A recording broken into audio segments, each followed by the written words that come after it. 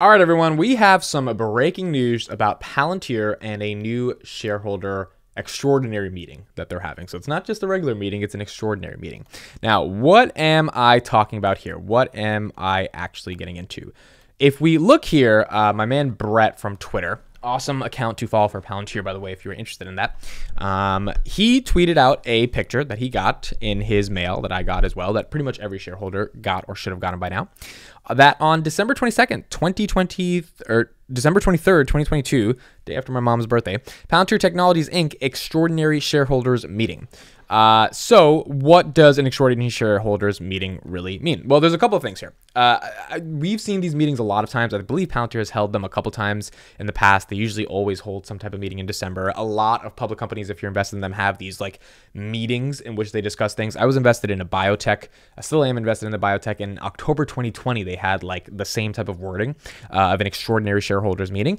And in that meeting, they announced an entire name change for their company. Like it was actually it was actually really kind of interesting how they did that, because I was like, really, you're doing a whole name change? Like, so the entire company was rebranded, the name was changed, the logo was changed, the color scheme was changed, everything was changed. And I remember just like analyzing like, why was all this happening at this moment at this time? That was actually in October though, in 2020, not December. So companies do this and they usually announce something. Sometimes they're nothing burgers. Sometimes it's literally nothing. Like they're just there to announce like logistical things. Other times there's actual stuff they want to announce. So we have CodeStrap, who's a very big person in the Palantir community, obviously, who had a little bit of a community post on YouTube. And he said, is Palantir going to make a bid for Fast Radius? Fast Radius provided they provided a SPAC pipe equity funding in exchange for a multi-year agreement. And because of this multi-year agreement, Fast is going to go bankrupt soon. Palantir could lose $9 million in revenue. Obviously, you know, Palantir paid to be an investor, and they were kind of paying for revenue as a result of that, because they now own equity in the company. It might make sense for them to acquire. This might be what the December 23rd emergency meeting is about. Now, this is possible. A lot of times, a lot of evidence is pointing to the fact that it might not happen. We have a couple of comments here. Someone says, could be I wasn't too impressed with the company when it went public. I'd rather they bought something else unless they can provide us with a good reason I'm not seeing. CodeStrap says, from a strategy point of view, and this is pure speculation, it could bolster their supply chain offering with Microsoft getting in the game and having a way to fabricate parts embedded in, say, Hyper Auto could be really competing. So let's go to Fast Radius right now, and let's see exactly what they do. I've researched this company a while ago. I haven't looked into them. Obviously, I looked into them when I was like understanding the SPACs and trying to understand why Palantir invested in all these companies. But from what I understand, their supply chain, manufacturing, cloud, storage, data operations. That's a lot of just bulk words I threw there. But I mean, the overview, let's look at the overview. The biggest revolution in manufacturing since the assembly line.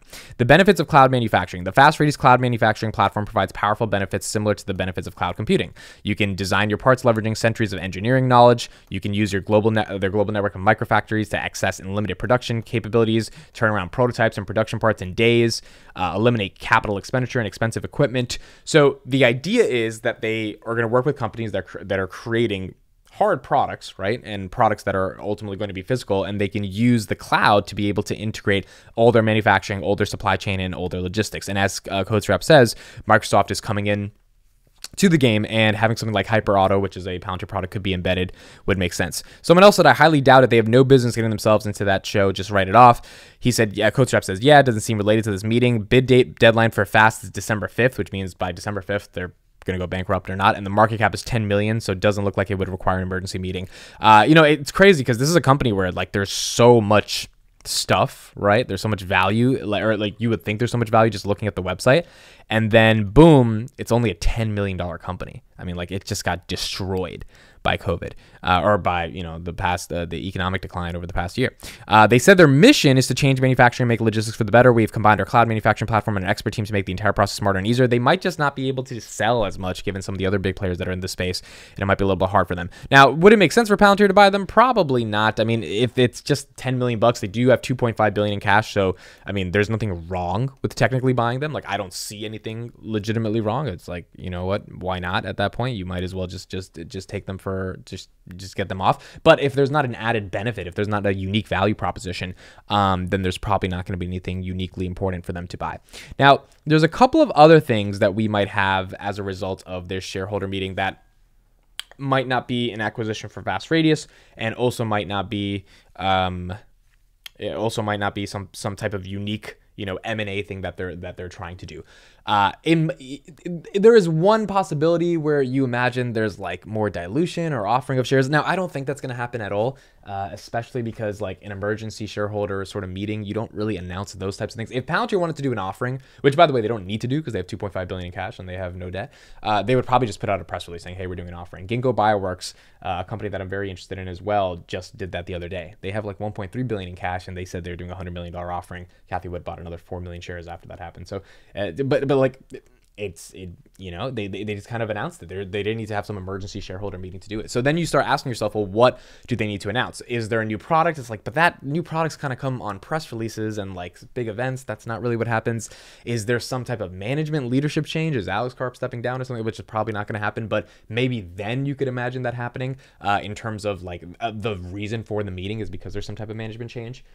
Or, there's some type of M&A activity that's going on. They're trying to actually do something and they're trying to announce something and they want people to know what they're trying to announce. I'm not sure exactly what it may be, but soon enough, we are going to find out what it is going to be. Really cool. December 23rd, Palantir shareholders meeting. Is it an acquisition? Is it something bad? Is it a leadership change? Is it a branding change? The only time I've been through one of these that was significant was when the entire brand of the company changed. But that was a small biotech. It was not an established $15 billion company like Palantir. So it will be interesting to see what they're doing, see what they're up to, see what they've got planned. They've obviously been very active. FoundryCon has happened. Their earnings have happened. They've just put out tons and tons and tons of content explaining and reinvigorating people to understand their mission. 2023 looks like it's going to be an exciting year for Palantir, especially a company that has no debt. Interest rates don't affect them that much outside of the macro. The actual business doesn't get affected. Karp has constantly said, US is seeing 67% year over year growth, and that he doesn't see signs of that slowing down. Businesses in the United States are actually opting in to buy some of this stuff because they know it's going to help their business. So we're going to see December 23rd, mark your calendars. I'll be covering it. Let's see what Palantir has in store for us. Thanks so much for listening and watching. I'll see you guys on the next one.